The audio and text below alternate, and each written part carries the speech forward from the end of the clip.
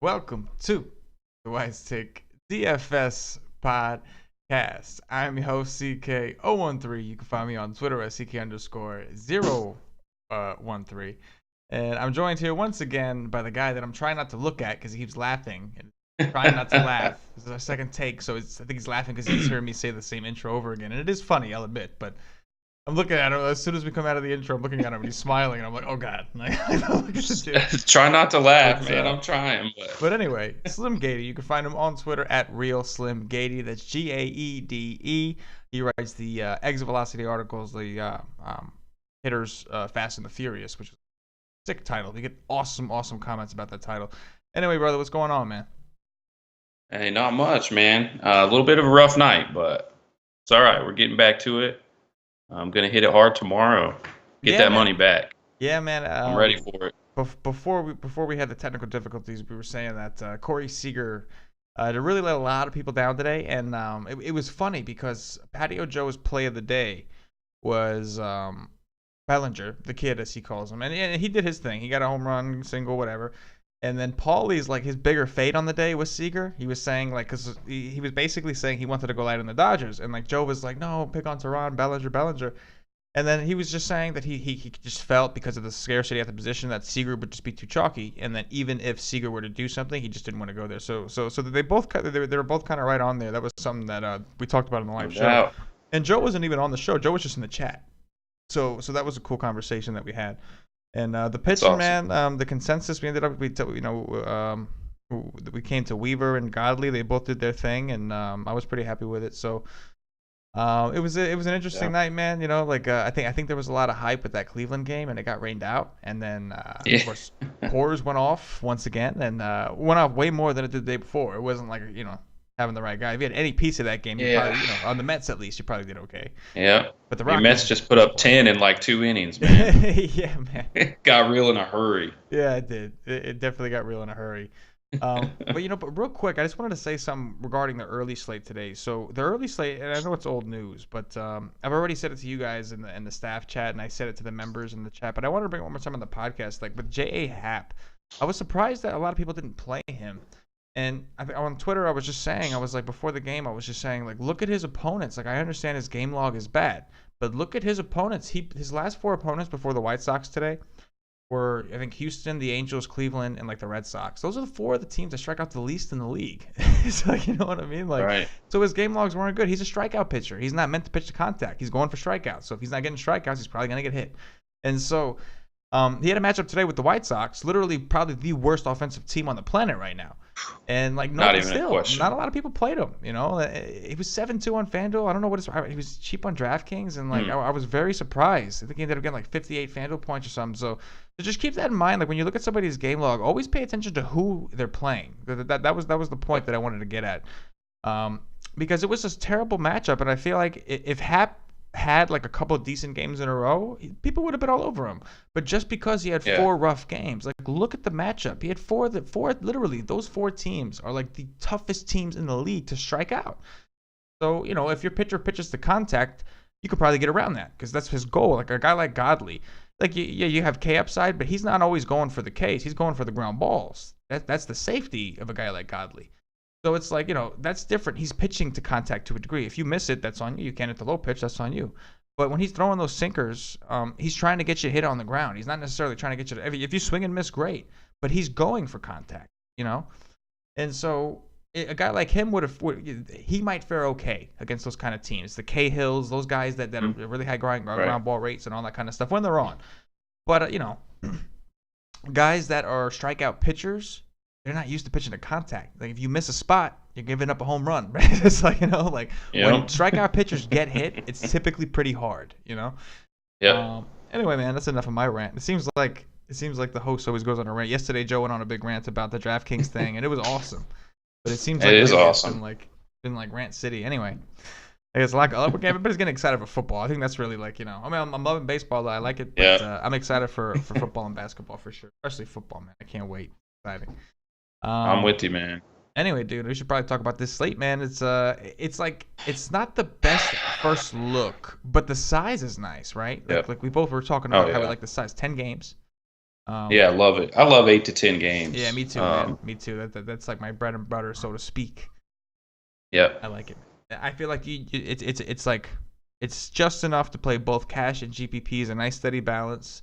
And the GPPs, like I feel like it's easier to navigate the field, so you can play kind of the chalkier plays, the safer plays, quote unquote, chalkier plays in your cash games, and then you can take your chances on the GPPs because it's usually a little easier to read. And Coors is on the early slate, so I know my man Coors always drives you crazy, and so luckily for you, it's on the early slate. So we're not going to talk about it, and it's not on your main slate. So you have 10 games right up your alley with the Coors slate. There you go. So I think we'll find a way to make this one work, right? Yes, we will. All right, man. Pull this up. If I can just type my password right on my laptop, we will get started. All right, first game. We got Matt Boyd, the lefty from the Detroit Tigers, visiting Chris Tillman of the Baltimore Orioles. Yeah, man. I'm looking. Always look pitching first. These guys are pretty rough. I don't think we're having any interest here in the pitchers, but as much as I hate to say it, I like Baltimore a lot. The hitters in this matchup, they're good against left-handed pitching. Unfortunately, they're hit or miss. Boyd's got he's under 18% strikeout rate, gets hit hard both sides of the plate. Had another matchup with Baltimore earlier this year. I think he gave up 7 earned in 2 innings. I guess that was back in May. But yeah, I like Baltimore hitters a lot in this. All the righties, which they're pretty much all righties anyway, so take Crush Davis out of there.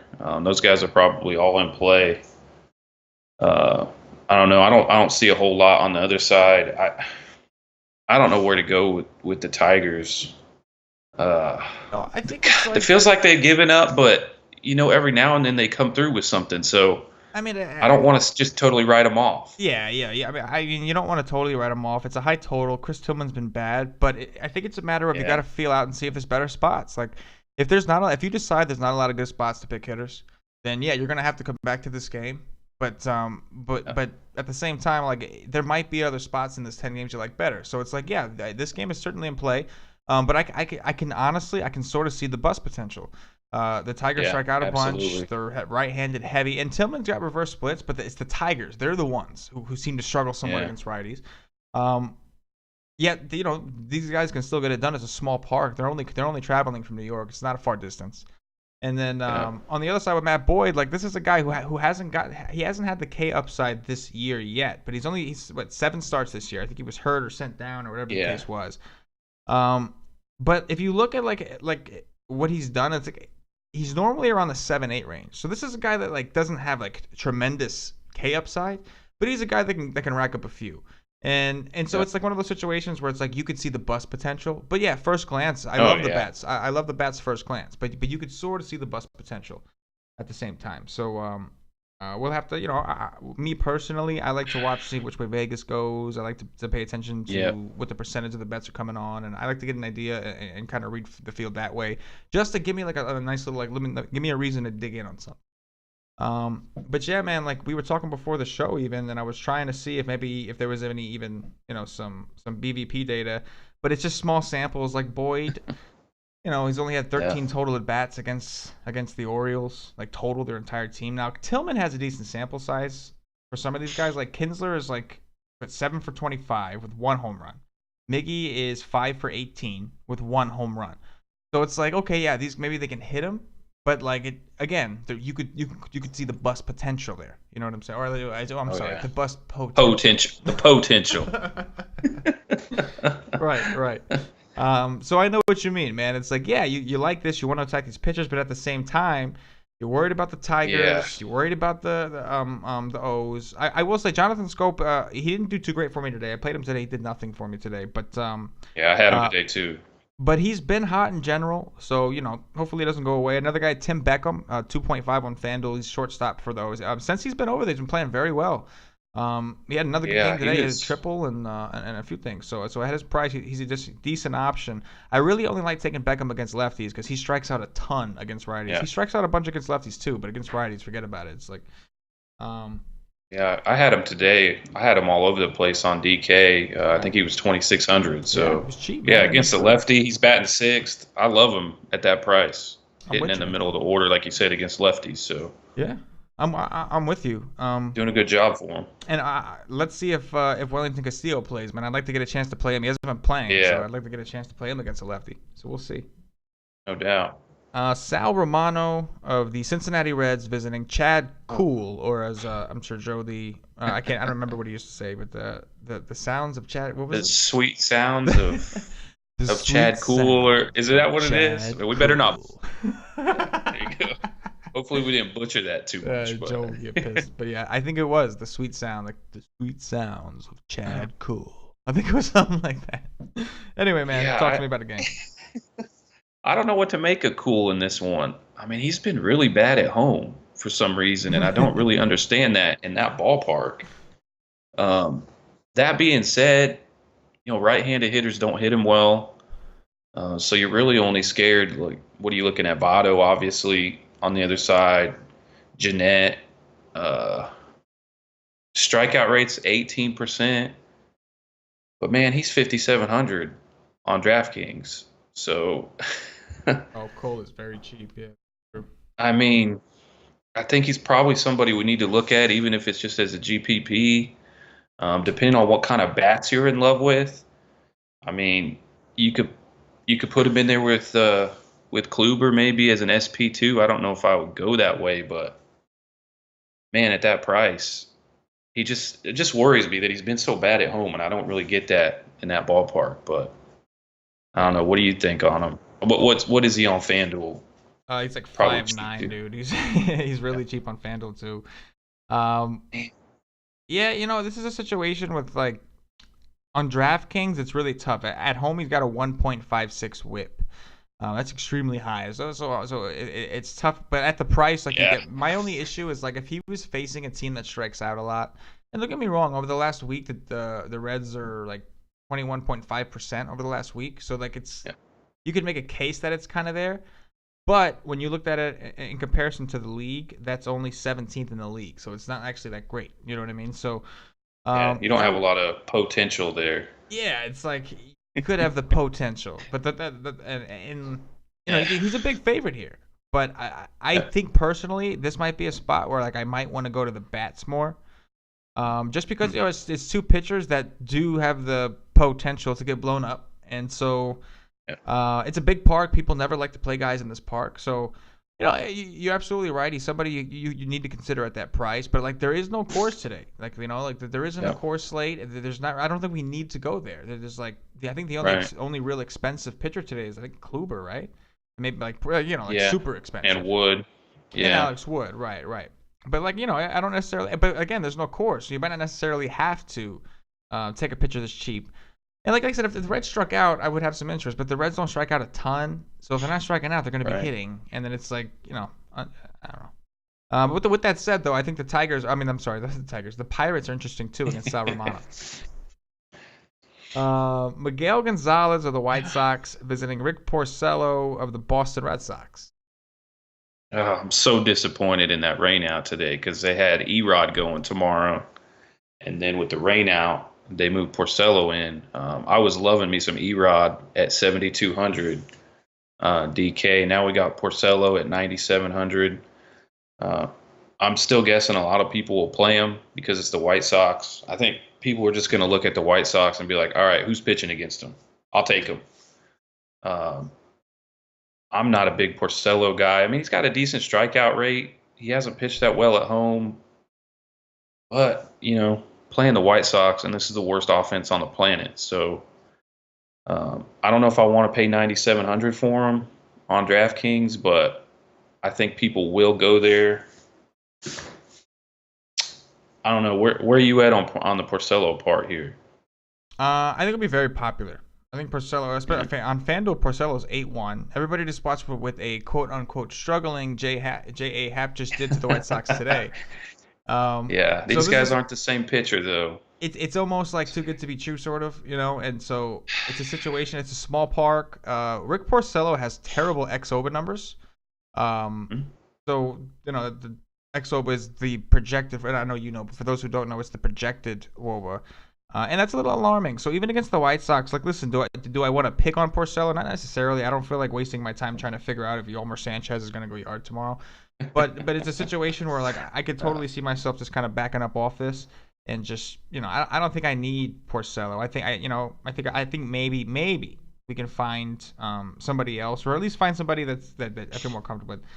I don't think I want to do it. I just think he's going to be very popular personally. Yeah, And yeah, I'm honestly, with you. even with the Red Sox bats, people love to target Miguel Gonzalez, but like he hasn't been getting blown up as much as He's not that bad. Yeah, he hasn't been that bad. So He had a pretty good start just recently against the Cubs. Like, I don't know, the Cubs were projected for a high run total. They did nothing against him. Yeah, man. So He's not that bad. That's my point. It's like he's just like, so a couple one-offs, like you want to take Jackie Bradley, Benintendi. Hanley Ramirez has decent BVP against Miguel. Yeah. So if you're playing up for Kluber, and who we'll talk about next, and you need a first baseman, I think Hanley's interesting at first base. On FanDuel, he's only 2.9. So I think the Red Sox are okay. It's just I'm not gonna go too heavy on them because this guy he burns too many people. You know what I'm saying? Mm-hmm. Yeah, I don't want to mess with that guy. Yeah, don't want to mess with him too much. Yeah, man. I'm with you. All right, Sonny Gray making his New York Yankees debut, visiting Corey Kluber of the Cleveland Indians. Man, this one's really interesting to me. Starting with Gray, 8,800 on DraftKings. I'm not looking to target the Indians because they don't strike out, and they're pretty nasty, as we know. He's had one really good start this year against them, but that was in Oakland, and then he had a really bad start, gave up 7 earned in Cleveland. I don't know. Maybe you could go there for a GPP if you want to take a flyer on him. Maybe coming in trying to, maybe try to dominate in his New York Yankees debut. I completely stay away from him. I'm not messing with the Indians. I would prefer going Indians bats. Yeah. Honestly, that's where I'm at with him. I don't know if he'll be popular or not. That one's kind of tough for me going to the new team, but he's not going to be popular for me. What about Kluber? I'll be going the other side. What do you think about Kluber? I'm locking him in cash games. Yeah. I don't care. What is he? He's 11K DK. Is that it? Anybody's been 11K. Yeah, he's the second highest. Alex Wood's actually 11.5. So for me, this guy's a top 3-4 pitcher in baseball. If anybody's been watching the Yankees, they're terrible offensively right now. They can't score. Judge can't hit. They can't score. And I don't know if people realize that yet. I think there's still a lot of Yankees ownership in lineups, and I'm not seeing it. I don't know why. Get off the Yankees cash games. Girardi had to explain today, what's going on with your offense. So if you're playing cash games, I don't know how you not pitch this guy on DK with 2 pitching spots. That's a lock for me. Yeah, man.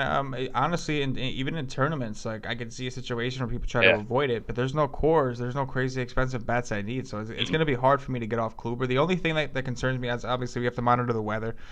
It looks like the situation like it got a little bit better. Earlier it was showing up like rain and like 30-something%. Now I'm seeing like 20% in light rain. So if hopefully this thing clears up, because I really like Kluber in this spot. I don't care how expensive he is. The Yankees strike out a ton. They strike out in bunches.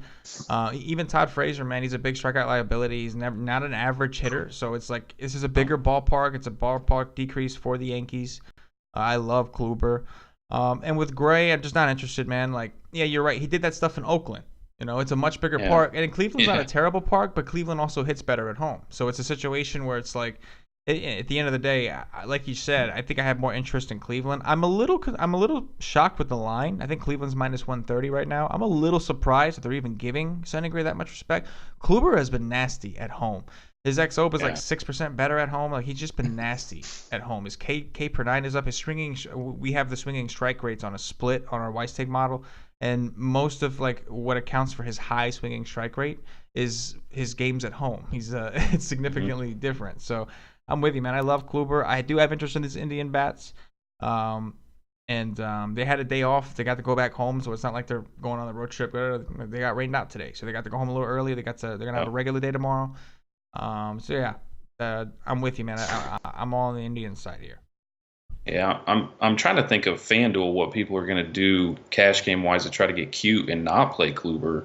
Or sell it. But good luck. No, I'm telling you right now, like the people that like, and like, you know, when I talk about cash, I always mention pay up a pitcher. Don't get cheap on your pitcher, like always.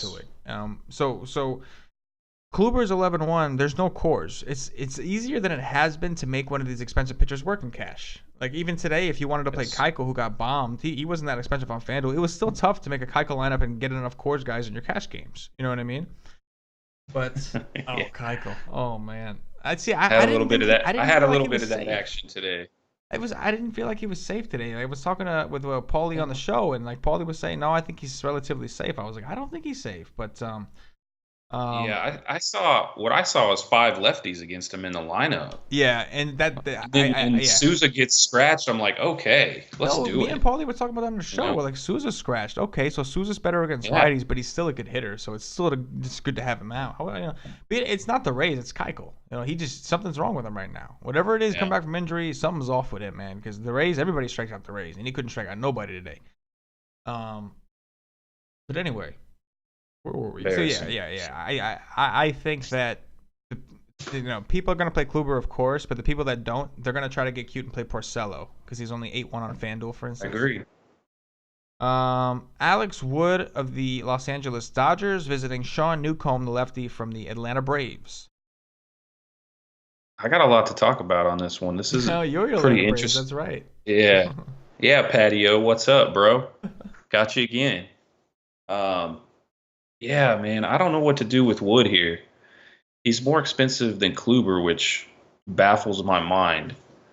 I don't know if I like him or not. I mean, he's dominated on the road, even 156 road ERA this year. He's coming back to Atlanta, his home ballpark. But what happened last time? You know, we talk up big revenge game for him, and they shelled him. 7 earned. I mean, by far the worst start he's had all year. That being said, he's a heavy favorite. Still decent strikeout rate. To me, honestly, he's not getting the strikeouts that I want him to get, and the Braves don't strike out that much. I'm kind of torn on him. Generally, I've watched a lot of games at SunTrust this year, and I don't like playing pitchers in that ballpark. But then again, the Braves are shit right now offensively. They can't do anything. I mean, other than what they needed to do tonight, but they've been really, really bad lately offensively. So with Alex Wood, I'm torn, man. I don't know what way to go with him right now. Yeah, I think it's listen, I wouldn't trust him in cash games. He's proven the Braves have proven they don't like to strike out a ton. But in turn, he's a great tournament play. There's really his road splits are not great, and that's because he pitches in a pitcher's park. So you would expect his home splits to be better. But the Braves, it's not just about Alex Wood and his history with the Braves. It's the fact that the Braves don't strike out against anybody, man. Like they're tough. Like they're tough to strike out. They're a scrappy team. And so I think Wood is not somebody that I'm going with in cash, especially not on DraftKings where he's like super freaking expensive. But on FanDuel, I do think that in tournaments he's an interesting option. Like I don't think he should be completely ignored. He's got a bad history against the Braves. Most pitchers do, but he's like you said, he's coming back to his home ballpark, and some guys get up when they do it. And like, listen, I'm not big on the whole freaking narrative street thing. Like for basketball, absolutely. Even for football, I can see it to a degree. But in baseball, bullshit, man. Like first of all, he's gonna be here for anyway. I don't believe it, but the pitcher is the one position that actually has control to do something in that situation. Is he's the guy with the ball in his hands every play, every pitch or whatever. So I do think Wood is an interesting tournament play for the simple fact that I think people are going to be off him. People are going to play Kluber, they're going to play Porcello, and I think Wood can go overlooked. And he does have upside, and especially the way things have been going lately. Max Scherzer hits a home run and leaves the game in the third inning. Like the other day. So it's like the way things are going, I think don't overlook Wood. It's not a good situation. It's terrible, man. His xOBA splits are bad or worse on the road by 3.2%. His swinging strike split is 5.15 on the road compared out of his 14.78 total. So it's like, it's a situation where it's like, one thing I'll say on his behalf is his road whip is only 0.96. Yeah. That's pretty. Yeah, that's what I was looking at too. His whip in on DraftKings is a whip site. So you know what? Maybe I'm wrong. Maybe on DraftKings even. Listen, I get it if you don't trust him in cash, you just want to go Kluber and find somebody else. I get it, but I'm just saying in tournaments, at least don't sleep on Alex Wood because he does have the upside. He's got he's got a little bit of things working for him here. So I know it's tough. The matchup ain't great, but the pitching options aren't all that great either. So it's like we might only need a 40. We might only need a 45 from him. So, Sean Newcomb. We didn't even talk about him, man. I do. Yeah, I love. I love Newcomb. You didn't even hear what I was asking. All I said is Sean Newcomb. We didn't. I do. Love him. I love him. On DraftKings for a tournament play, 5,200. What? He's 5,200 on 5,200.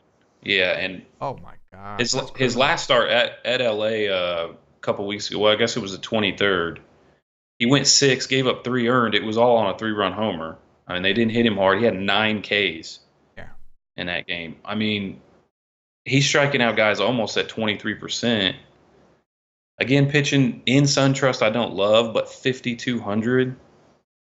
If I'm doing tournaments, I'm going to have exposure to that for sure. Yeah, he may only pitch 5 innings, but he might get 8 strikeouts. Hey, man, listen, if I was a Brave fan, I'd probably... No, I'm just kidding. No, I'm just playing. No, I like this kid Newcomb, man. I do. He's pitched a little worse at home. Makes sense. He pitches in a small park. It's going to happen. Yeah. But it's the Dodgers. It's a Dodgers, a team that have historically struggled against lefties all season. There's things you got to worry about. Like a guy like Corey Seager. Listen, it's a lefty-lefty matchup. Doesn't sound good, right? Except Seager's been hitting lefties pretty hard this year. And not just that, but Sean Newcomb's xOBA numbers are actually higher to lefties. So I'm a little concerned in this situation. I think at his price, he's going to get some ownership on DraftKings. I think people are definitely going to take a chance on that because of exactly what you said. The fact that he's gotten the last time he played them, he had 9 Ks. So it's like, man, if he gets me 9 Ks, even if he gets up 5 runs, only 5.9, I'll take that shit. So I can see him like, you know what I'm saying? So I do like Newcomb. Don't get me wrong. Like I like this kid, and even in this matchup, I'm gonna dig in because if you want to attack the Dodgers, it's definitely with the lefties. I'm just concerned when you have in this ballpark in general because the lefties. This is a left. It favors lefties. This ballpark, and then the best Dodger hitters are left-handed. You know what I mean? So it could get out of control in a hurry. It could. So, but yeah, Newcomb is definitely in play, especially on DraftKings. Like we can't sleep on him. I just got to do some work because I can see this game going. I can see Newcomb getting rocked out of nowhere, and at the same time, I can see him pitching a shutout. So it's one of those situations. I think Newcomb's another one of those. Both of these pitchers are just great GPP options. Yeah, no doubt. And watch Corey Seager hit a home run tomorrow because he was chalk city today. He didn't do jack today. shit. I know. And then watch, he's gonna hit a freaking grand slam tomorrow off the lefty. Off the lefty, yeah. That's what's gonna happen. When nobody has him. Yeah. Nobody has him. Exactly. Blake Snell, the lefty from the Tampa Rays, visiting Colin McHugh of the Houston Astros. Yeah, with Snell again, he's another really cheap dude on DK. He's got a pretty good strikeout rate, decent on the road. I mean, I wouldn't touch him against Houston still, but I think the interest is on the other side with McHugh. I guess he was hurt the whole start of the season because he's only had just these 2 starts, but he was pretty awesome his last time out and actually went 6 earned runs, 7 Ks. I like to target Tampa, even though they are dangerous, but they strike out a lot. And he's sitting 21, 22% strikeout rate, which I like that. I like him as a GPP option. He's 7,500 on DK. I don't know. They burned me today, though. Tampa got me today, so no. But I like McHugh GPP. I'm not really on Snell, but. I think he's 5,300 again, like Newcomb territory, but I'd rather take a chance with Newcomb in that case.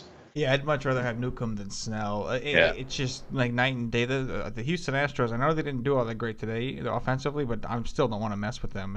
Springer's going to be back eventually, That's right? Like, where the hell is Springer? What yeah. happened to Springer, man? Springer will be back. Altuve will be, or excuse me, Correa will Yeah. be back. Yeah. Um, I think the Springer thing was more precautionary than anything, and we got like a 400 game lead, so Yeah. we'll just let him sit out and make sure he's fine. But yeah, they're coming back. Yeah, man. I think you're right about McHugh. I think he's definitely in play. Excuse me. One thing we talked about was the BVP for Logan Morrison. That was like the only notable thing that we found, right? Yeah, pretty much. But 4 hits, all home runs. So yeah, that's what it was. It was 4 for 13 with 4 home runs. But 4 you know home what, man? runs. Seager was 3 for 9 today with 3 home runs. And look at that. Home run. I know. So I think that Lomo is definitely. I'm just kidding. Lomo is definitely worth a look. But yeah, man, I think you're onto something. GPPs. I think McHugh's definitely in play, man. He's got the K upside, the K potential, and we know the Rays strike out in bunches. And lately they've been striking out in bunches against righties. But he's not my favorite option first look. Obviously, the game total is kind of high in general. Yeah. They did add Lucas Duda, was a big left-handed bat, so now they have a ton of lefties: Dickerson, Duda, Morrison, Miller, Malik, Smith, and they're all decent. Like they could all hit pretty good. Yeah. So, Yeah. I'm a little worried about picking on these I'm a Rays. little scared. Like I'm a little worried, nowadays. Like, don't get me wrong, I think he's a great I think he'll be under-owned considering it's Tampa, just because of today. Because everybody that expected Keuchel to shut them down, and they didn't. Like people, they're not gonna like, man, Keuchel's their best pitcher, and he didn't do shit against the Rays. What is Colin freaking McHugh gonna do? Yeah. He's like the out of the 3 studs over there, McCullers and what is it? There's the 4 studs, let's say, right? So there's Keuchel, and then McCullers, Fires, and McHugh, right? McHugh is like the ugly one. Like he's the one nobody wants. Like he's the one nobody ever wants to play. You know what I'm saying? He might be.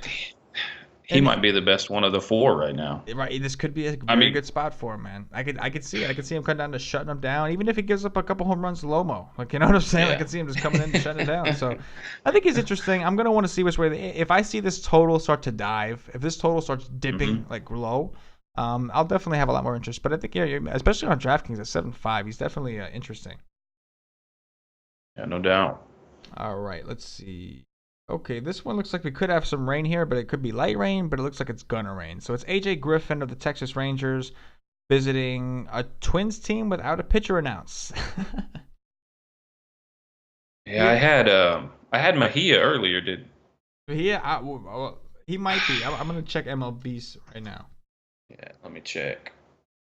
I had him up, but you know how things change. Yeah, things change all the time. Yeah, okay. It says Mejia on MajorLeagueBaseball.com, so we're gonna go with that, man.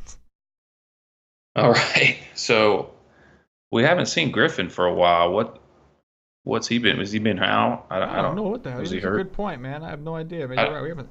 Okay, Griffin makes his first start since being placed on the disabled list on May 27th with a left intercostal strain. The hell is an intercostal? Whatever strain? the hell that is. I don't know. It's inside. It sounds like something probably. the Coast Guard I don't would do. know. You know what I'm saying? Intercostal. It's some inside stuff. Does that mean he hurt his like groin? Like what is the inter? I don't know. Intercostal. Intertesticular or something. I don't know. Intercostal. I'm probably just saying it wrong. I'm probably the dumbass. I'm probably just saying it wrong. It's like intercostal strain. He was 2-1 with Never a heard 5 ERA and 3 career starts against the Twins. They have a whole little tidbit for us. There you go. Yeah, I don't have any interest there. It looks like lefties have hit him pretty hard in the past, but I mean, I don't know who we're looking at for the Twins there. Any lefties? Kepler, Maurer. I just don't see a whole lot there. Don't really see anything in Mejia. I'd be interested to dive in a little bit more and see what the Rangers typically do after a long homestand when it's hot and then go into a different kind of an environment. Because we've been playing them a lot the last week. I mean, they've been very popular both sites. If they were playing at home, they'd be hot again tomorrow. The right-handed hitters would be here, but that's something I'm going to have to dive into a little bit more. But normally you'd be looking at Andrus and Napoli and Beltre and these guys, but right now, just first look, I'm not sure I'm all that interested really in anybody in this game. Where are you at? I think it's interesting with your point with leaving the atmosphere of Texas and now having to go to Minnesota. And I mean, it's not the park; it's like the environment, right? The conditions are Right. different. So I think that's an interesting point. I'm curious to see that too. I'm sure Cusel will have a little report with his air density report. He writes about the VMIs, ADIs, all that Yeah. stuff, which talk about that exact thing, the muscle memory of going from one location, one altitude, whatever whatever the environment is there, and going to another one, and how it affects your timing, how it affects your muscle memory, your movements, and everything like that. So that's a great point you bring up, and they have been very popular. There's no Coors, so they could again. And Mejia, nobody likes Mejia, so he could it could be a situation like that. So we got to see if this game plays. It looks like 61% chance of precipitation, so let's see if it plays. But on the other side, yeah, I think the Twins are interesting against Griffin. It's his first start back. Griffin's one of those guys where, like, sometimes he just doesn't get beat up all that bad, and sometimes he actually does pretty good. Sometimes he'll strike a bunch of guys out. Yeah, You right. never want to play him. Like, you're never excited to play him. And then his first game back, Yeah. I certainly don't want to. I don't hate playing. Yeah, guys we have first no game idea back. what to expect. Yeah, so I think the Twins are definitely in play, assuming the game plays. All right, we got another game with potential rain. It says 31% chance precipitation, but it says heavy rain, so that's kind of weird. So I guess if it does rain, it's going to be heavy. But it's Yomani Gallardo of the Seattle Mariners visiting Trevor Cahill of the Kansas City Royals. Now, my first look at this, I'm like, okay, Gallardo, I mean, he's pretty much junk. He doesn't strike anybody out. The Royals don't strike out. The Royals should be hot on this one. And then, they pretty much laid an egg up in Baltimore in what looked like some great conditions. So while I do like the Royals hitters, Moose and Haas, Merrifield, those guys, I'm a little concerned with them right now. We like it up there in Kansas City when it's hot, really hot, and it's not going to be. So I'm going to be a little cautious there. And Cahill, I was actually surprised. We look at him as a ground ball pitcher, but he's got a 23% K rate, which is pretty high. It's pretty high on this slate. I think he comes in at 6,200 on DK, which seemed pretty low to me. So that's a guy I'm looking at. And again, we need to dive into it a little bit more, but Seattle, they're coming off of Texas too. They had a pretty good time offensively down there. Well, now if you're coming up to Kansas City, it's not hot. It's a big ballpark. I don't know that I expect a whole lot from the Seattle offense. So Cahill, I don't know if I trust him in cash. We haven't seen him pitch there yet, but definitely in tournaments, I would look at Cahill for sure. I was just surprised at his strikeout rate. I didn't realize it was that high. I don't know. What are you thinking on Cahill? It's funny because as you talk about him, like, and you make up some great points, man.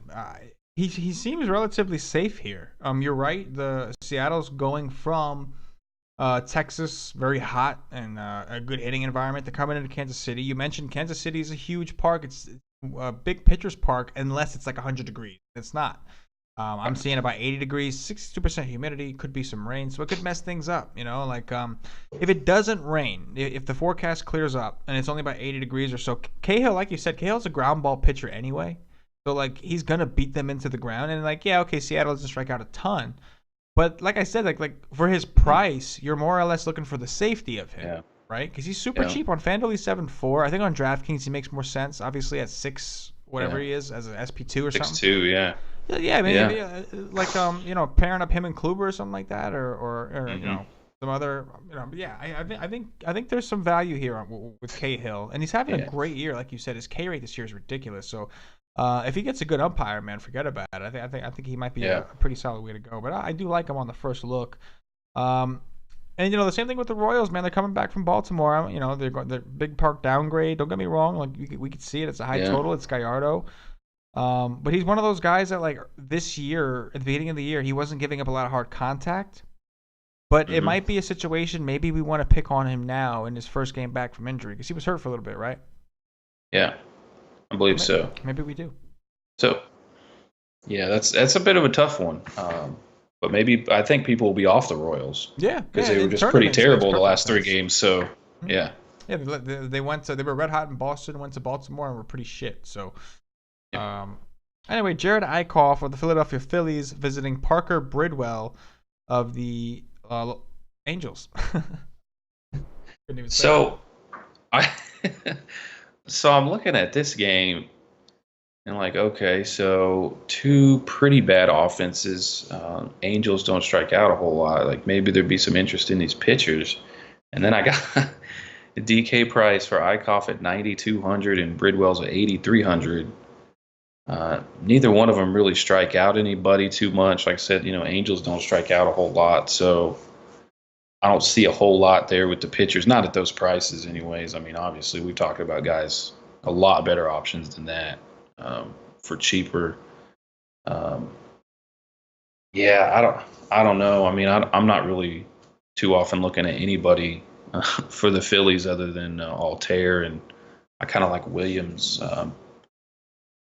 Yeah, I don't see a whole lot here. I don't know. Maybe you got a different read on it than I do, but there's not a whole lot I'm Listen, in love with here. there's not a lot in this game I like either, man. Eichhoff, I don't care what it is. He's ridiculously priced on DraftKings for against a team that doesn't strike out. Yeah, And even though yeah. FanDuel at 7-1, I still wouldn't play him against the Angels. He just don't strike out.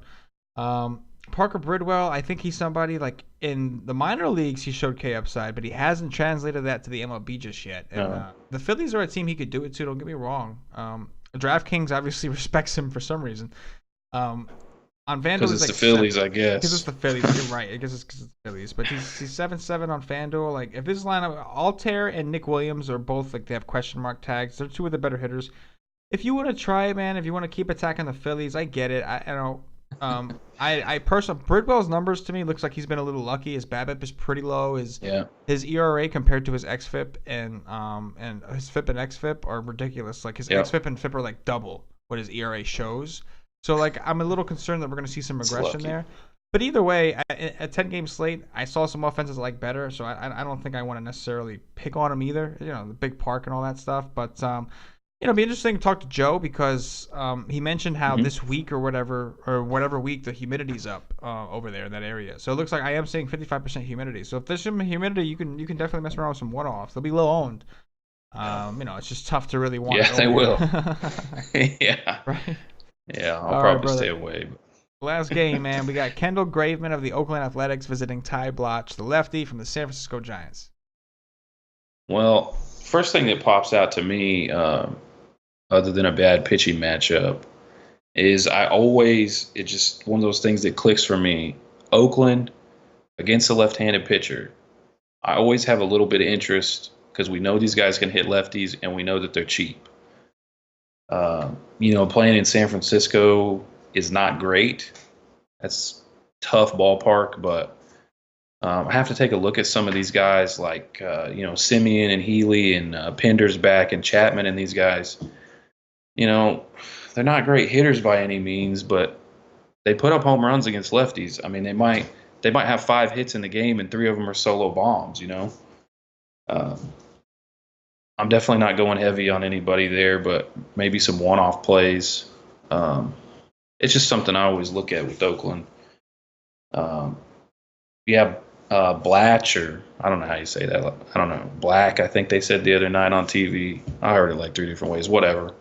Um, I think he has the lowest strikeout rate in Major League Baseball, like 12%. I mean, and he's actually been okay at home, but I guess it's just because he gets lucky in that ballpark. But 12%, that's crazy. So that's about all I have. I don't know. Maybe some of the Giants. If you need a cheap guy, I might throw one of them in there or something. But I don't think we're going to be needing too many cheap guys on this slate. So Yeah, the game is kind of blah. It's funny you say that because my philosophy with cheap guys has always been like on slates where you don't need cheap guys. That's when I want the cheap guys. This is when nobody's looking for 'em.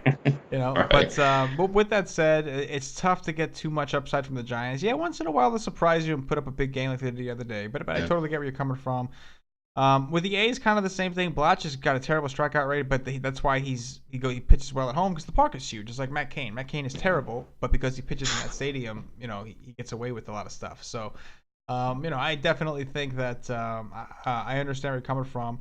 The bats are interesting here. I wouldn't want any of these pitchers. One team strikes out, but the pitcher doesn't strike out enough, and then the other team doesn't strike out, even if the guy does strike out. So I think the bats are interesting. Get cash came pouring 2.8. Chris Davis is a Q by his name. If Chris Davis is out, that's a little concerning. But if he plays, man, the humidity seems to be up at almost 70% humidity, so that ball could carry a little bit. So it's interesting. The Angels, by the way, man, right now they're putting it to the Phillies, man. The Angels stack went off tonight. Mike Trout, Pujols, Cron. I don't know about Pujols. Cron, man. I think Cuse played him because Cuse was like Cron, and that's that. Oh yeah, I saw that. Get out of here with that.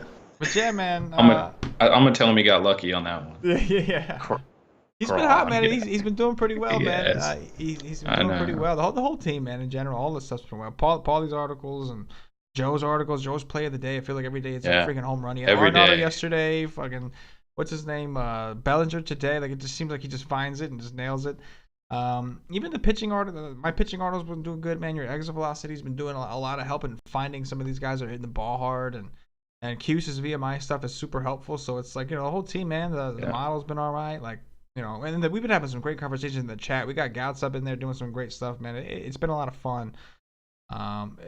It's a really cool time to be a part of Team Wise Take, man. We got so many cool things going on, man. It's just a cool time. Before we play the Dong Watch real quick, once again, I'm going to say we have a discount. Enter promo code podcast at wisetake.com. Sign up for a monthly, weekly, or daily membership and receive 20% off of whichever package you prefer. If you sign up for the monthly and you apply the coupon, that coupon will apply every month until you cancel. I don't see why you ever would cancel, but if you were to, you would lose the discount, so it wouldn't make sense to do that. But anyway, this is only for the podcast listeners. We don't promote this on any other platform. We do this specifically for the people that listen to our podcast. This is a free platform. We do it to kind of just help out.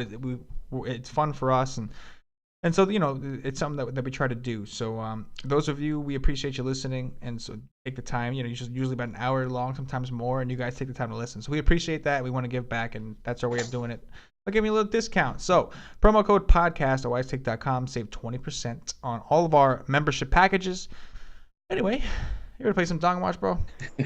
Yeah, let's do it. All right, man. Really easy. I'll try not to steal your guys, man. I'll try not to steal all your guys this time. Man, it's going to happen, bro. It's going to happen. Everybody always manages to do it to me. But anyway, man. All right, so we're going to go first base, third base, outfield. Nice and easy today. 10 game slate. Okay. Anybody. Anybody, because there's no Coors. All right, anybody. First base. Let me just play homer pick, man. It's been a little while for Freddie. Give me Freddie again against Alex Wood, his little buddy. Let's do it again to him. Give me Freddie. You're insane. I'm ready, man. He's hitting one tomorrow. All right, brother. I'm with you. We own him.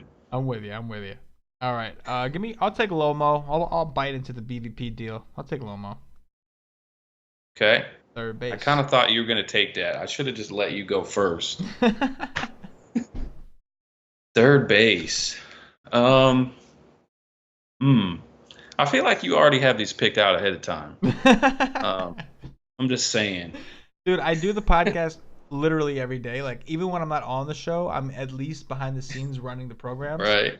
So, like, as we're going over the games, I'm already like, Dong Watch, Dong. You know what I mean? I knew it, man. Oh yeah. Let me see. Let me go with Machado. I like that call. Give me some Manny. Now that we talk about it, I remember that third base is actually not all that great. It's really not. I couldn't think of anybody that I loved. Yeah, there's really not a whole lot to like here. There's Sano against Griffin, but you have to worry about the rain. So it's like, you know what I mean? Yeah. Big moves, but it's a bad ballpark. Yes, Healy's been doing okay against lefties. I'll go with I'll take Sano.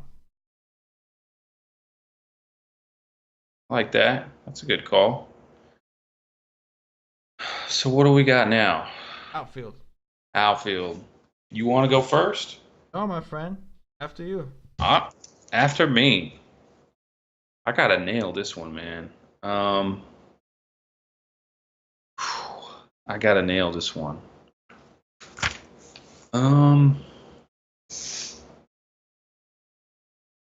man, let me go. Let me go a little off the radar here. Let me go with Michael Brantley. Not even a Like home that run one. hitter. Not even a home run hitter. Under the radar. If you want to roster him tomorrow, just because I said that, it's cool. I get it. I like it. I like it. I'm giving that's under owned dong of the day. I like Brantley. Definitely do.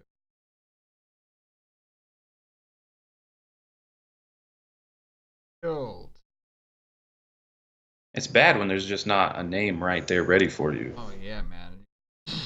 That's when you know it might be a little bit of a strange slate. It's gonna be a weird one. It's gonna be a weird one. Oh man. Give me.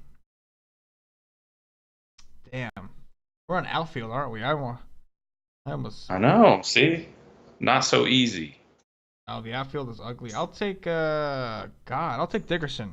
Fuck it. I don't know who else to take. I'll give me Dickerson against McHugh. I guess he's the guy that seemed more like, with the situation going on. But anyway, yeah, man, it's gonna be weird. That kind of put it in perspective. The slate's not gonna be as easy as it might appear at first or sound. There's some spots here that you're gonna have to make some. You're gonna have to make some tough decisions. And it seems like if you see a bad pitcher, most likely it's going to be chalk because there are a lot of pitchers that people may not want to pick on all the time. So Yeah. it's going to be fun though. But we'll have to see, man. We'll do our research Always. tomorrow. Obviously, those of you guys who are members, you'll find us in the chat tomorrow. We don't write anything for the early slates, but I will be in the chat in the early slates. We could talk about it a little bit. Slim Gaede's article, Hitters Fast and the Furious, that'll be out tomorrow. It's a free article that he does for you guys just to kind of show you some of the value we bring, and so we can keep it free for you. But he basically talks about the guys that have the highest exit velocities and hard contact rates over the last 14 days. And so that's really cool. So a lot of great things, man. We're going to try to tackle this. Go check it out. Go check out every one the rest of the week other than today's. Don't read today's. Read the rest of them. And then you're going to be like, yep, it's real. I love it. It's real, it. brother. It's real, man. We appreciate that. But, hey, man, thanks again for coming on the show, man. It's always a pleasure having you on. Hey, appreciate it, man. Good times. All right, guys. Thanks for watching. If you're watching on YouTube, please click that thumbs up. That like button means a lot to us. Subscribe to the channel. If you're listening on Podbean, give us a follow. If you're listening on iTunes, leave us some positive reviews. Give them 5-star reviews. And bump us up those charts a little bit. It means a lot to us. Really helps us out. Keeps us going and all that. We appreciate everything. But yeah, guys, listen, it's going to be a fun one. It's 10 games. You got an early slate. If you want to play the 3-game early slate, be my guest. But it should be a fun slate. We'll definitely have things rolling tomorrow with the articles and the chat for the main slate. So anyway, guys, for Slim, for myself, as always, good luck. Yeah.